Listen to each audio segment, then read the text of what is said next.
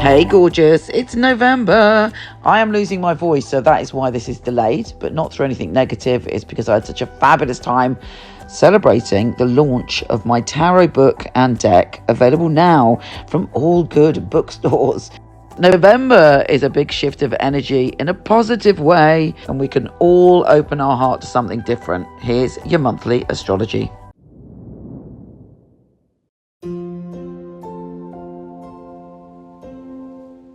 Hey Cancer, the beginning of this month should be quite jolly. You should be feeling optimistic and relieved.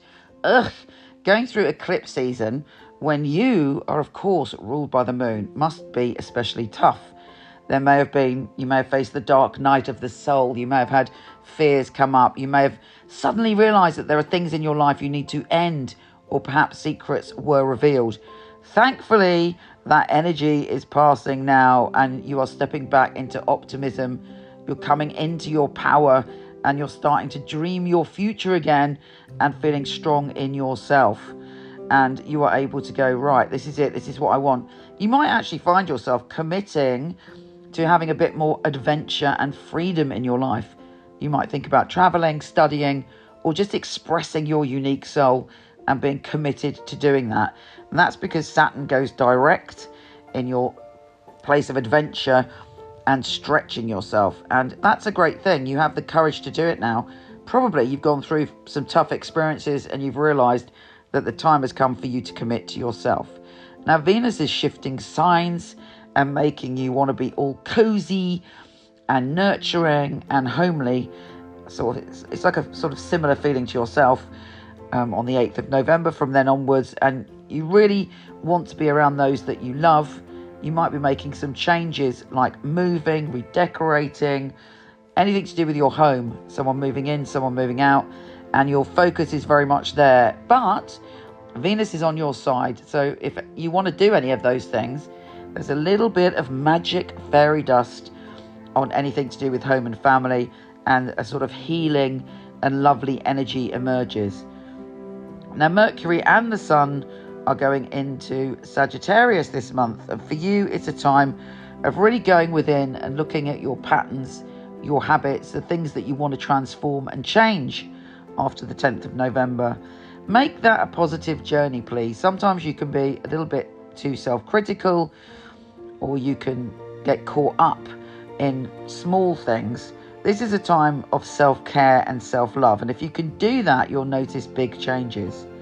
The new moon in Scorpio is an excellent new start for you to leap into a new cycle of creativity, optimism, fun, and potentially romance. Relationships are changing, but moving to the next vibrational level. Relationships are becoming deeper, more fulfilling, lighter, and creative. So how are you going to make that happen? What do you need to release to make that happen? The new moon will give you the answers that you need. And of course, you always have more powerful experiences than other people. And I think thanks to the sun and the new moon opposing Uranus on the 13th, there will be a surprise encounter connected to other people. So it could be an online experience, or it could be you with a group of people, but there's something surprising coming to you around that time. With the Sun and Mars joining forces in Scorpio on the 18th, that is a peak experience for you. Passion is really strong. If you want to have a date, that could be the day to do it, but don't have a date with anyone you're likely to argue with, because otherwise, you're passionate about everything that day. So you're passionate in a positive way, but also you can be really fight your corner on that day with Sun and Mars joining forces. But there's still a lot of joy and creativity and wonder to come from that, and excitement. That's one of the big flavors of this month. You're excited. As the Sun enters Sagittarius on the 22nd, the energy is shifting, and it's about you wanting to make changes, wanting to shift routines and patterns, and being offered an experience maybe to work doing something that you love. Finally, the full moon in Gemini is very mystical and magical. It brings you a sign, a synchronicity, some kind of magical experience or dream that can lead you forward and give you a message from the universe. So pay attention on that day. Take care, gorgeous, and I'll speak to you soon.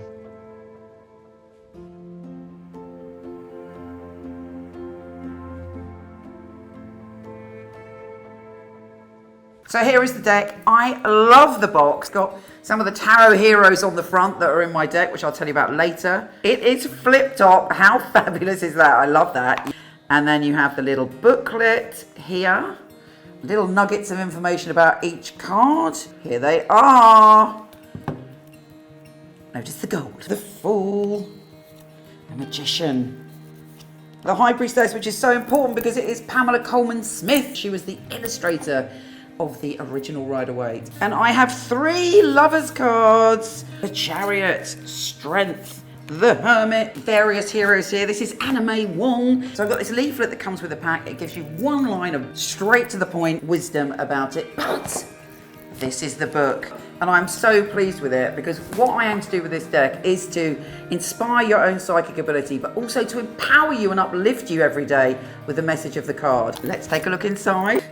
In it, we've got the meanings and readings. All my knowledge is in this book, all my love and all my heart. I talk to you about my journey, and I talk to you, most importantly, about how to dive in and learn the tarot really quickly, because that's the way I roll. Very easy guide.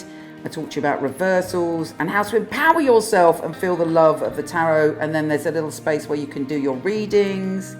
And at the back, really importantly, I talk to you about all the card characters, the amazing things they did in the world to inspire us. Just to give you a taster, let's pull a card to see what we've got.